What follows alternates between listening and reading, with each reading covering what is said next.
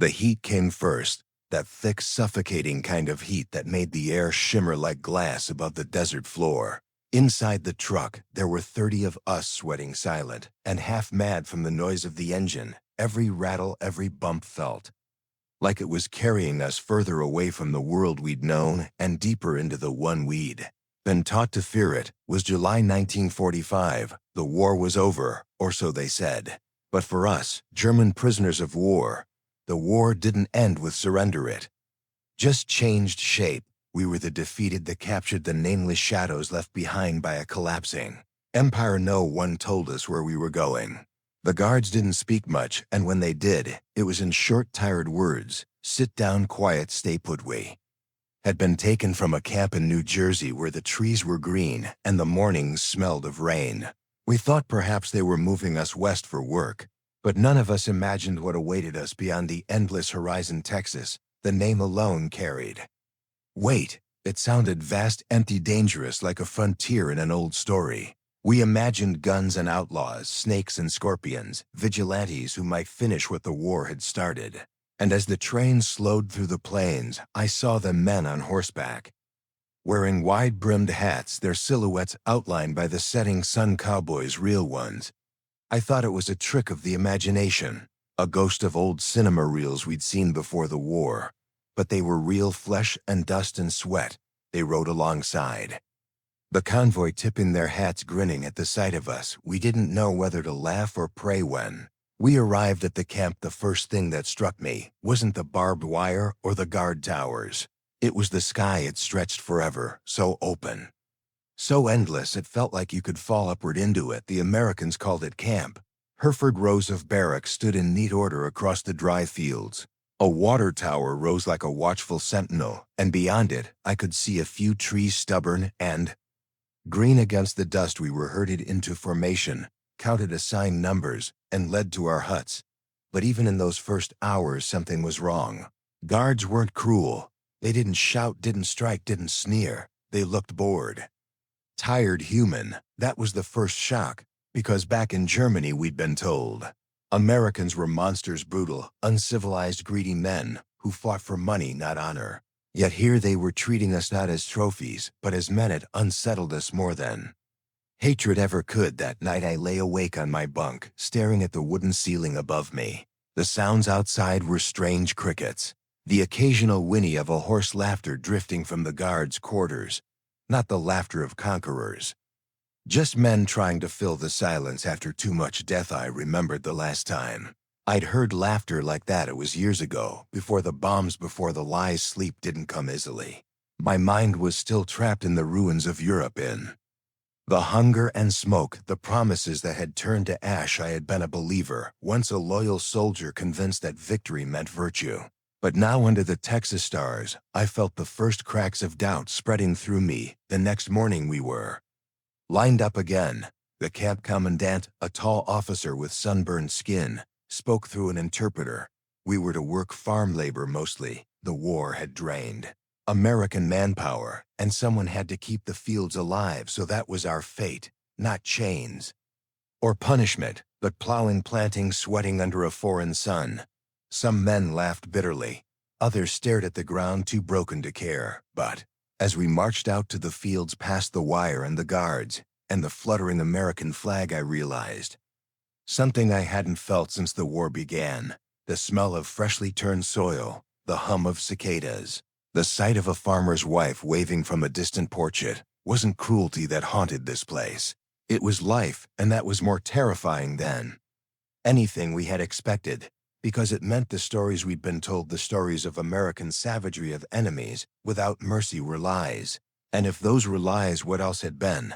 That question stayed with me through every sunrise and every endless Texas afternoon. We were prisoners of war, but for the first time, I began to wonder if we had been prisoners long before that, captives not of the Allies, but of our own blindness. I looked at the horizon where the sun bled gold across the fields. Somewhere out there, the Cowboys still rode free and fearless, unbothered by politics or flags. And in that moment, I understood something simple and unbearable. Freedom wasn't something you conquered. It was something you carried, something they still had. And We had lost. By the second week, the shock of captivity had settled into routine. We rose before dawn, answered roll call, worked the fields or repaired fences, ate in silence, and returned to the barracks by dusk. The rhythm was numbing, almost peaceful if peace could exist behind barbed wire. The guards weren't soldiers anymore, not in spirit. They were farm boys, teachers, mechanics who'd traded rifles for rakes. Some wore their uniforms sloppily, as if ashamed of the authority it gave them. They carried rifles, yes, but more as tools of duty than conviction, and slowly the image of the enemy we had built in our minds began to collapse. Every few days, trucks would arrive carrying local ranchers who needed labor. Some were gruff, others friendly, but all treated us like hired hands, not prisoners. We'd ride in the back of their pickups, dust whipping in our faces, watching the land roll out in waves of gold and red beneath the Texas sun. The land was harsh, unforgiving, yet beautiful. It didn't belong to anyone, not really. It just existed, vast and indifferent to politics, to borders, to worry. Remember one afternoon vividly. A rancher named Mr. Dyer, a man whose weathered skin looked like leather left too long in the sun, stopped his truck and pointed toward the horizon. He said something in English I barely understood, then laughed and handed me a canteen of water. It wasn't the water that struck me. It was the laugh, genuine, easy, unguarded. For a man who was supposed to hate me, he seemed incapable of it. That night in the barracks, we talked quietly about what we were seeing. Not everyone believed it. Some whispered that the kindness was part of a plan to soften us, to make us forget our duty. Others clung to the teachings we'd memorized like scripture back home, the idea that mercy was weakness, that the enemy's smile always hid a knife. But for most of us, the certainty had begun to crumble. We'd grown up in a Germany where truth was a weapon bent into whatever shape power required. We had been told that the Allies were devils, that Americans were a mongrel race without culture or honor, that their freedom was chaos. Yet here we were, working their fields, living under their sun, eating their food, and realizing that everything we'd been told might be the opposite of truth. It was a paradox too heavy to ignore. Camp library didn't help. Yes, there was one, a small dusty building filled with English and German books.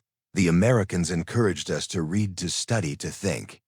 They wanted us to confront the very ideas we'd been raised on. One corner held newspapers printed in German, written by the U.S. War Department. They were filled with stories about democracy, about rebuilding Europe, about men and nations choosing cooperation over conquest. At first we scoffed. Then we read. I found myself drawn to stories about America itself, how it was built from immigrants, from people who fled tyranny to start anew. It felt impossible that such a place existed. Freedom was just a word in our old language, an abstract, something the right claimed to embody, but never allowed us to feel. Here in a country of contradictions, I could almost touch it, and yet something inside resisted. How could we reconcile this kindness with the ruins of Hamburg, with the firestorms that devoured Dresden, with the news that our families were starving while we were being given meat and bread by the enemy? It felt wrong to accept generosity while our homes were ash, but it was even harder to deny the humanity of the men offering it. That was the paradox of Texas. A prison that didn't feel like one, an enemy that didn't act like an enemy. The strangest part came in the evenings. After the day's labor, some of the guards would sit near the fence, drinking and talking. Their voices carried through the dry air, mixing with the hum of cicadas and the rustle of grass.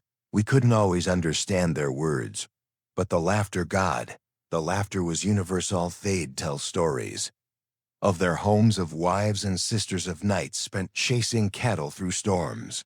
Sometimes one would strum a guitar, singing softly to the stars, and there in the dark, some of us would listen, not as captives, not as Germans, but as men, remembering what it meant to feel human again. Once someone whispered a line from Goethe: "None are more hopelessly enslaved than those who falsely believe they are free." The barracks fell silent after that, because for the first time we understood what it meant. We had fought for freedom, or so we were told. But freedom had never lived under that flag. It was here in the laughter of men unafraid of their own thoughts. The realization didn't come like a storm. It came like a slow sunrise creeping over the horizon.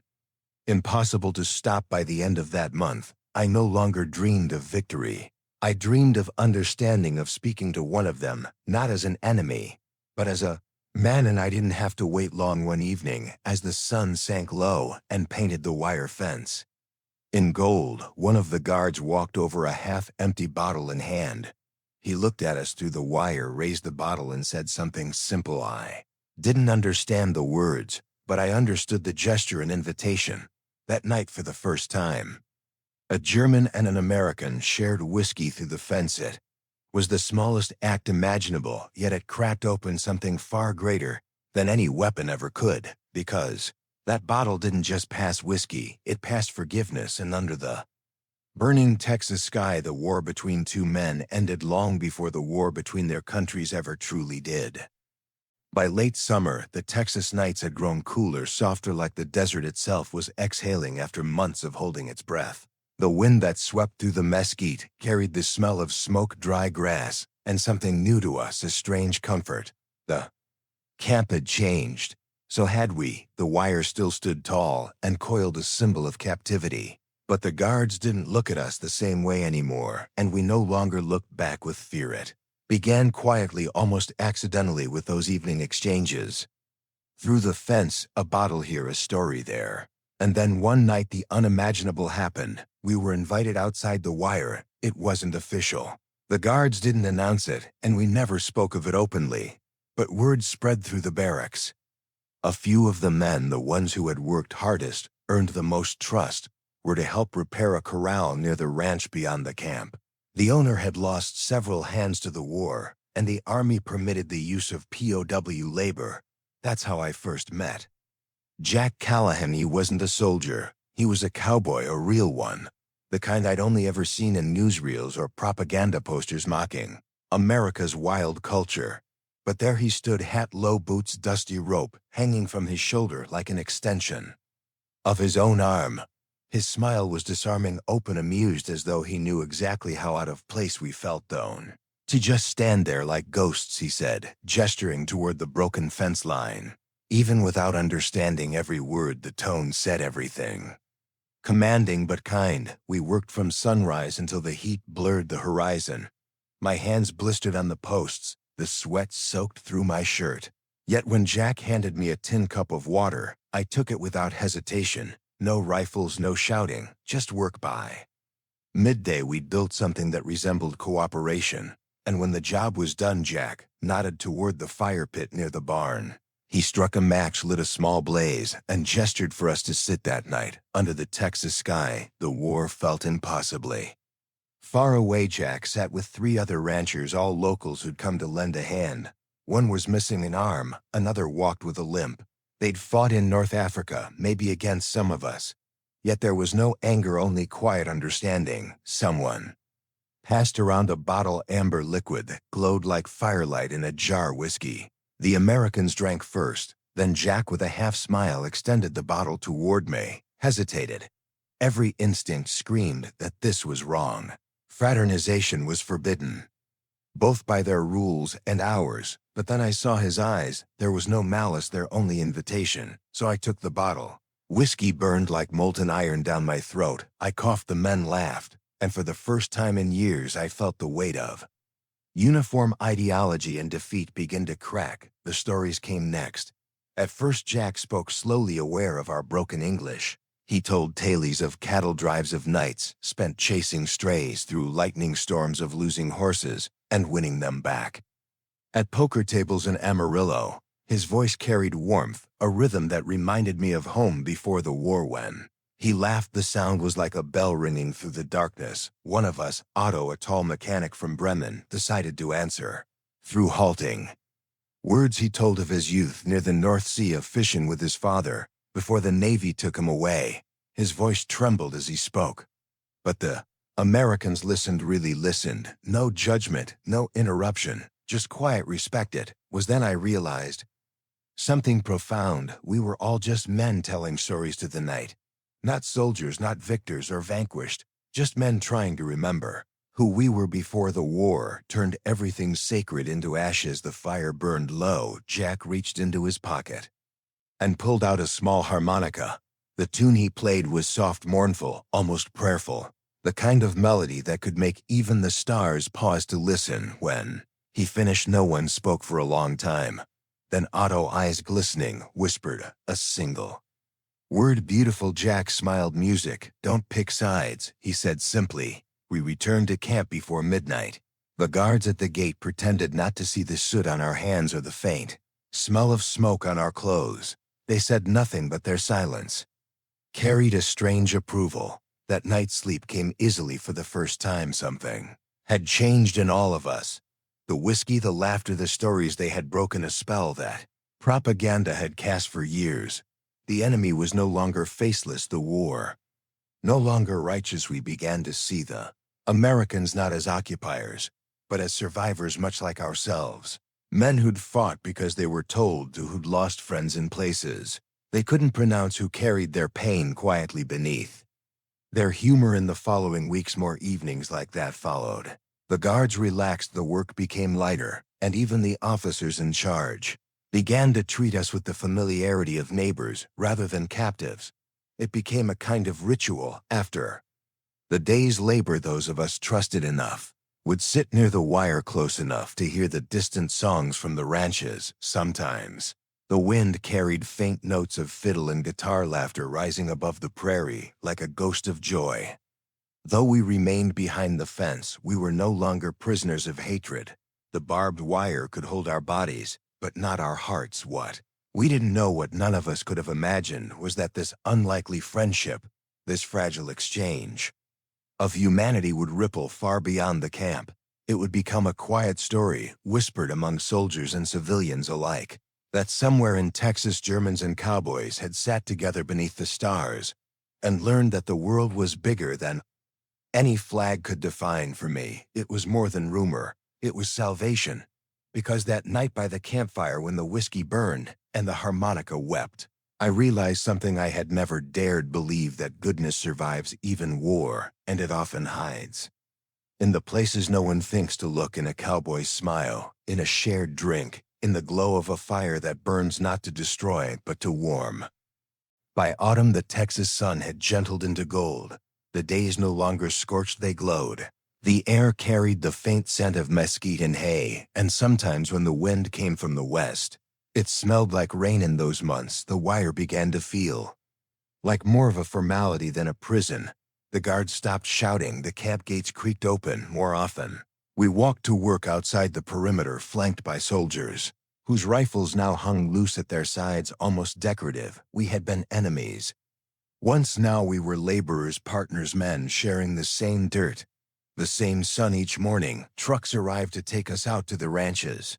Some of us repaired windmills, others harvested cotton or tended cattle, or worked in wheat fields that stretched to the horizon. I was assigned to a ranch on the outskirts of Hereford, where the land seemed endless and the sky pressed down like a dome of light. I learned how to saddle a horse, how to mend fences, how to read the sky for storms. I learned that freedom out here wasn't a word you spoke, it was something you did. You worked for it, breathed it, lived it. Man who taught me that was Jack Callahan. He had taken a liking to me, though he never said it directly. Cowboys didn't talk about affection. They showed it in small, quiet ways: an extra cup of coffee poured in the morning, a nod of approval when a job was well done, a joke muttered just loud enough to hear. Jack's ranch was small but full of life. He worked alongside his brothers, and his mother, an older woman with silver hair, would bring us water and biscuits during the hottest hours of the day. She never looked at me with suspicion, only curiosity. When she asked through Jack's translation whether I missed home, I didn't know how to answer. Home, the word itself, felt hollow now. Germany was rubble, its cities bombed into smoke. I thought of my mother's kitchen, of bread warm from the oven, of my father's radio crackling with speeches we had believed without question. I don't know, I said finally, and for the first time I meant it. Jack's mother smiled gently. You'll know one day, she said that night as I sat near the fence watching the sunset pour over the land like spilled honey. I wondered if she was right. Maybe home wasn't the place anymore. Maybe it was something else entirely. The moment a man felt seen inside the camp, we began to rebuild our identities.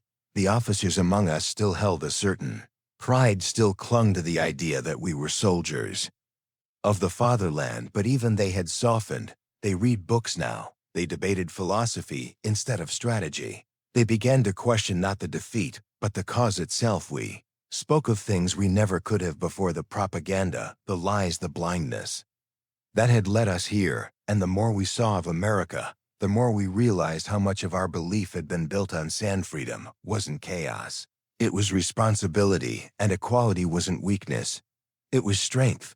It was strange how a camp meant for captivity had become a school of liberation. One afternoon, while mending a fence, I watched Jack ride out across the field, a lone figure against the setting sun, moving with the ease of a man who belonged to no one but himself. It struck me that I had never seen a German move like that. We marched in formation. We lived by command.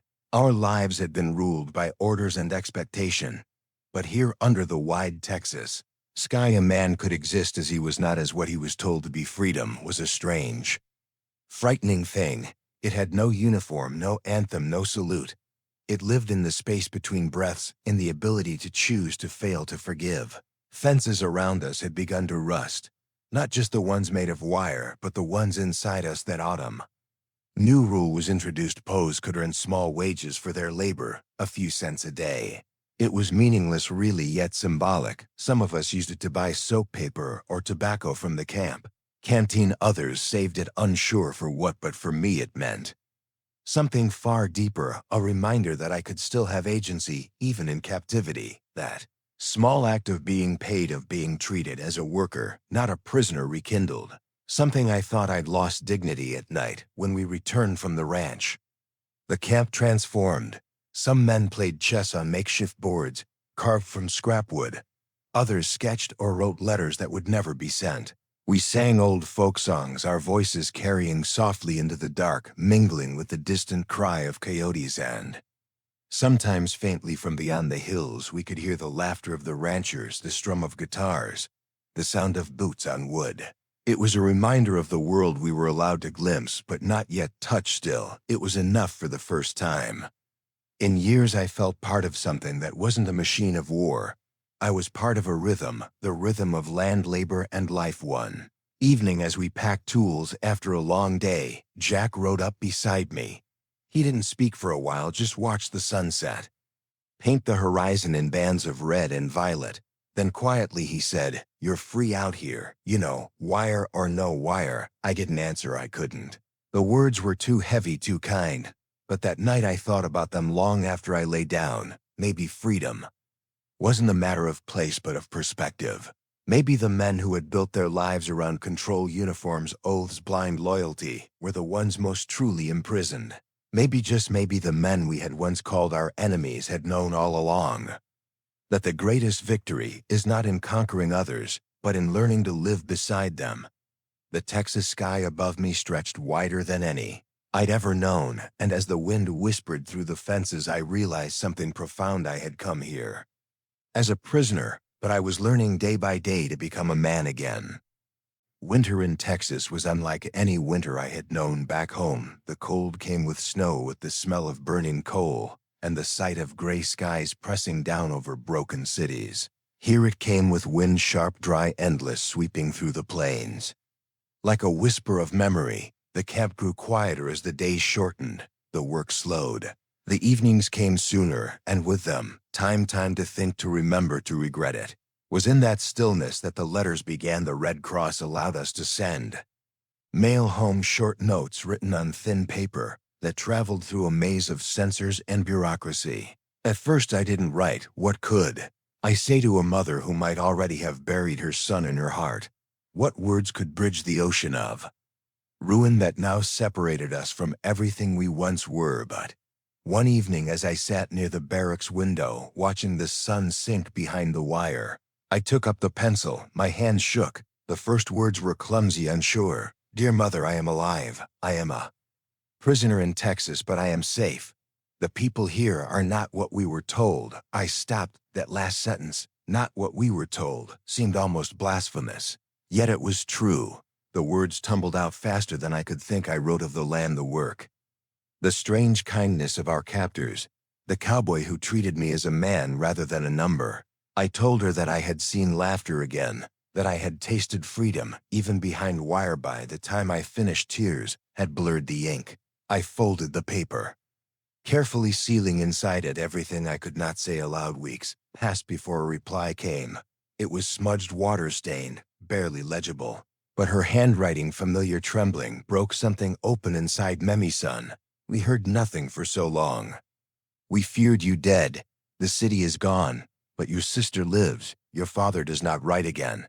Tell me more of this place where you are alive." I read those words again and again until they became part of me.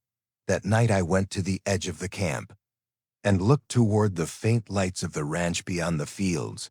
Somewhere out there, Jack Callahan was probably sitting by a fire, his hat tilted back, telling another story to the night. For the first time I realized how deeply I had come to depend on him, not for protection, but for meaning. He had become a bridge between the world I came from and the what I was learning to understand. Over the following weeks I wrote again and again, not just to my mother but to my sister, to friends I wasn't sure had survived. I wrote not as a soldier, not as a servant of a lost cause, but as a man discovering what it meant to feel human again.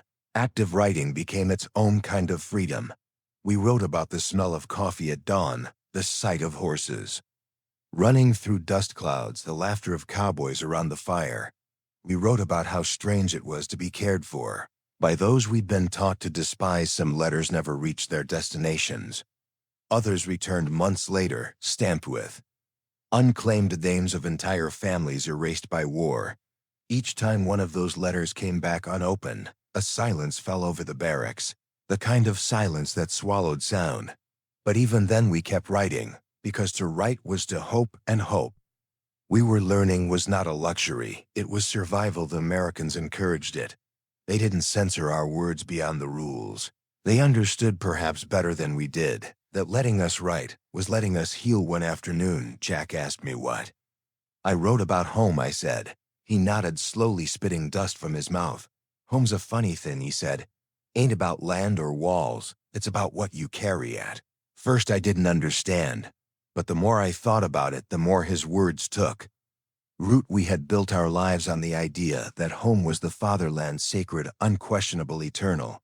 Yet here, thousands of miles away, I felt closer to belonging than I ever had before, because home wasn't about borders, it was about connection. Sometimes, when the day's work ended, Jack would bring out an old photo album, worn, leather edges curling with time. He'd show me pictures of his father, his brothers in uniform, his wife who had died before the war. He spoke little, but in those moments I saw that grief knew no nationality. It spoke a language older than war. He told him once that I didn't know if I could ever go home again. He looked at me for a long time before saying, "Then build a new one." It sounded simple, but it was the hardest thing I'd ever heard. As winter deepened, the camp transformed into something that no longer resembled a prison at all. We built small Christmas trees from scrap wood. The guards joined us awkwardly at first, then with laughter. They brought us coffee and tobacco. We shared songs. Someone carved a nativity scene out of bone, another played violin, and on Christmas Eve, as snowflakes drifted like ghosts through the warm air, Jack came to the wire and handed me a folded piece of paper. It was a postcard. A drawing of a cowboy riding beneath the stars. On the back he'd written one sentence in careful crooked German: Freiheit begin im Herzen. Freedom begins in the heart. I still have that card burned into my memory, because that night I realized that the war one had been fighting, the one inside me, was finally ending. And for the first time since I had been taken prisoner, I felt the faint, impossible stirring of peace. The day the war ended, the wind stopped. That's how I remember it, a strange, unnatural stillness that seemed to hang over the camp like the pause between heartbeats. The news came not from the guards, but from the radio in the mess hall, we were called. Inside, rows of men standing shoulder to shoulder, sweat and dust mixing on our faces. The static crackled, then a voice, distant, solemn, announced that Germany had surrendered. No cheers, no cries, just silence. Words hung in the air, heavy and unbelievable. We had waited years to hear them, feared them, dreamed of them, And now, faced with the reality, no one knew how to breathe. A few men wept openly. Others stared at the floor, their hands clenched. Some whispered prayers. For me, it felt as though a great weight had lifted and yet left a hollow ache in its place. The Reich, the empire that had promised eternity, was gone. The flags, the speeches, the songs, all ash, and we, its soldiers, stood in the middle of Texas, under a foreign sun, wondering who we were. Now that the world we fought for had vanished, Jack found me outside later that day. I was sitting by the fence staring at the horizon where the sunset burned red like the ruins of Berlin. He didn't say anything at first, just stood there, hat in hand, watching the sky with me. Finally he said, "It's over." I nodded. "For you maybe," he frowned. "Son, it's over for all of us. War don't end clean for anybody." That night the camp was quiet. No singing, no laughter, just the creak of the windmill and the whisper of the wire. We lay awake listening to the sound of freedom and realizing how heavy it could feel. In the following days, things began to change. The guards grew softer, almost apologetic. The strict routines loosened, the gates opened wider for work details, but none of us felt free. Not yet. Freedom, it turned out, wasn't the absence of fences, it was the absence of hate. And that would take longer to unlearn. Some men refused to believe the news propaganda. They said the Führer will return. Others argued, shouting about betrayal, about surrender, about what it meant to be a soldier without a cause. But beneath it all there was exhaustion, deep, bone-deep exhaustion. The kind that came from realizing you'd given everything for a dream that had devoured the world. Jack didn't push us to talk.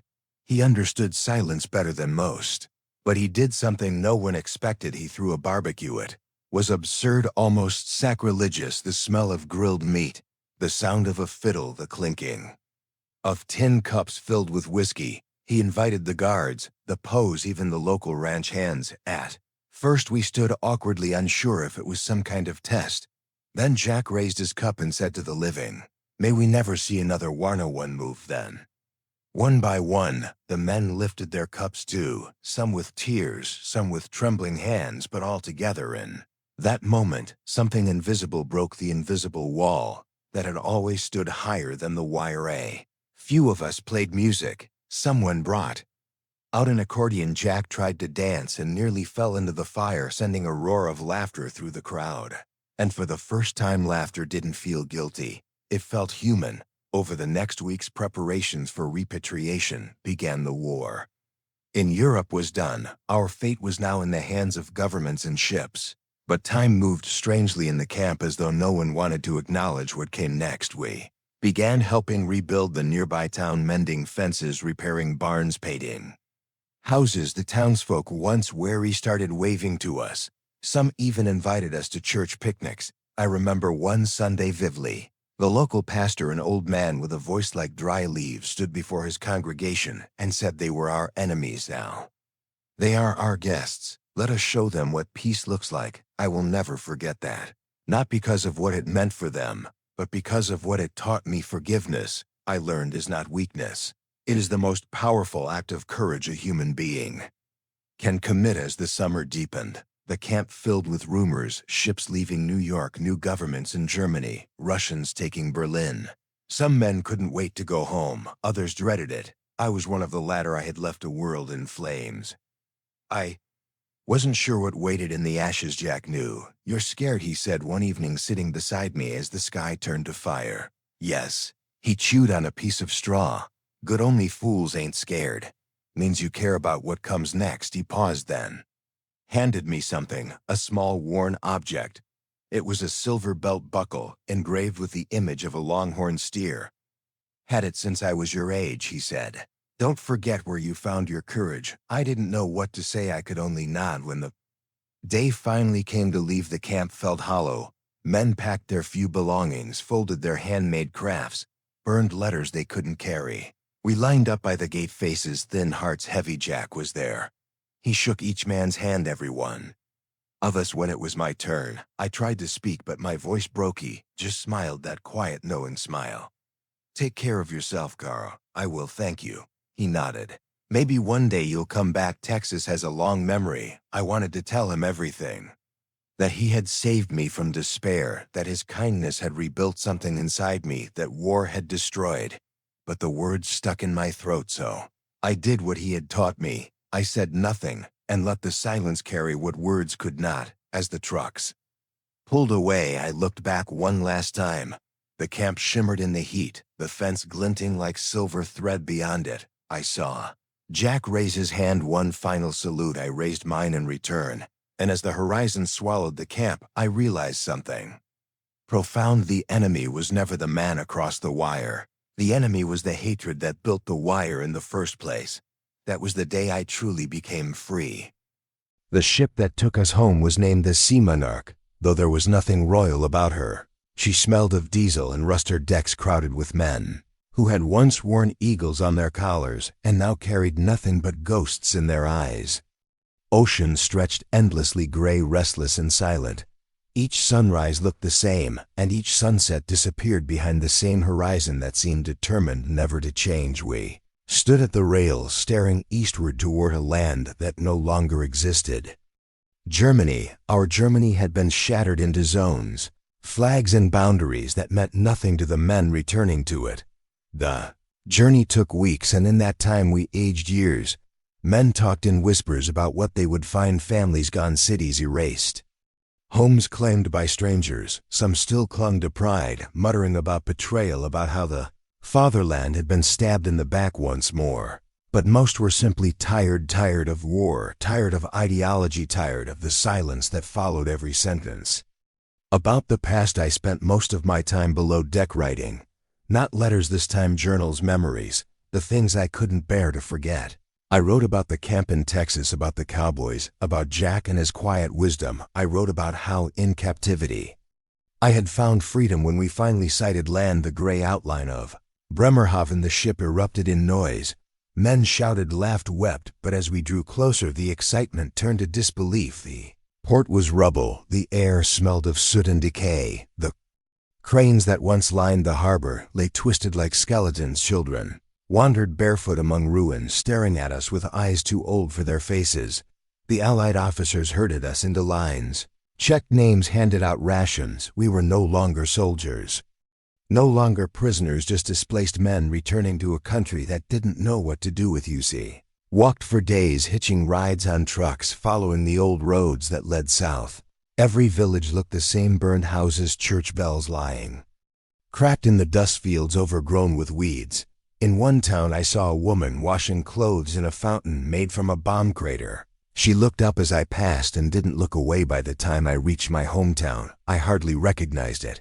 The church where I was baptized was gone. The bakery where I'd bought bread as a boy was a shell filled with ashes. And the house I'd grown up in, my mother's house, stood half collapsed, its roof gone, one wall open to the wind. There was no one inside. For a long time I stood in the doorway, unable to move. Then I saw a small scrap of paper nailed to what remained of the wall, my name, scrawled in familiar handwriting: Carl, we are alive, moved to Leipzig. Mutter. The note was months old, faded and rain streaked, but it was enough. I left the ruins behind and began walking again. Leipzig was worse. The city looked like a graveyard, not of people but of civilization itself. Streets ended in piles of brick statues, lay broken faces eroded by fire, and everywhere people moved like shadows, quiet, resigned, their eyes searching for something that wasn't there. When I finally found my mother, she didn't recognize me at first. She was thinner, older, her hair white. But when I spoke her name, she dropped the pot she was holding and fell into my arms. We wept without words. She told me about my father, dead since 1944, killed in an air raid. My sister still alive, working in a hospital. We sat by candlelight that night, sharing a crust of bread, and I told her about Texas. At first she didn't believe me. They treated you kindly, she asked, disbelief in her voice. Yes, I said, kinder than I deserved. She looked away, and in the flicker of the candle I saw the pain that all of Germany now carried, the pain of realizing that we had been both victims and perpetrators, that our suffering did not erase the suffering we had caused. In the days that followed, I searched for work. Factories were gone, farms barely survived, and money was worth less than the paper it was printed on, but the Americans, those same people who had once been our jailers, were now feeding our children. Everywhere their trucks rolled through the streets bringing flour, medicine, hope. It was strange, almost unbearable, to see them not as conquerors, but as saviors. I helped clear rubble, rebuild walls, plant new crops where craters had been, and slowly, painfully, life began to return. One afternoon, while repairing the roof of a church, I met a young woman named Anna. She was a nurse, gentle, but with a strength that could cut through despair. She had lost her husband in Stalingrad, her family in Dresden. Yet she smiled, not because life was good, but because she refused to let it be otherwise. We talked often at first about the war, then about anything but the war. She asked me once, "Do you hate them, the Americans?" I shook my head. "No one of them saved me." She studied me for a long time, then said softly, "Then maybe you can help save you." She didn't understand what she meant then, but in the months that followed, I did. Germany's wounds were not just buildings or hunger. They were wounds of the soul. Shame, silence, denial. Everywhere people tried to forget. But forgetting, I had learned, was the surest way to refeed most. So I began to tell my story, first to Anna, then to neighbors, then one evening to a group of young men who still wore their old uniforms under their coats. I told them about the Texas camp, about the cowboys who shared whiskey instead of bullets, about how the men we'd called enemies had taught me how to live again. They listened in silence. When I finished, one of them, barely 20, said, "And you think they forgave us?" I thought of Jack Callahan standing under the Texas sky, saying freedom begins in the heart. "Yes," I said, "I think they did, and now it's our turn." That night, for the first time since the surrender, I slept without nightmares. Months turned into years. Germany began to heal piece by piece. Children played in the streets again. Church bells rang where rubble had once stood, and sometimes when the wind blew from the west, I could almost smell the dry, dusty air of Texas and the smoke of a campfire somewhere far across the ocean. I never saw Jack again, but I carried his belt buckle with me, always a small shining reminder that decency can survive even the darkest war. And when Anna and I married, I told her the story of the man who taught me what it meant to be free. She smiled and said, "Then he'll always live in your heart." And he does.